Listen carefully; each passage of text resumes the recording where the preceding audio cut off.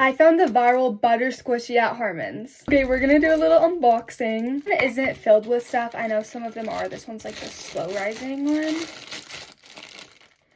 Oh my gosh, it smells so nostalgic. Like all slow rising squishies have a very specific scent. Okay, ready?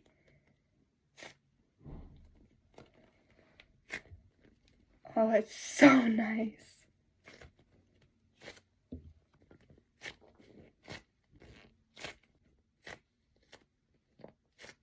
Okay, this is actually so nice. I'm obsessed.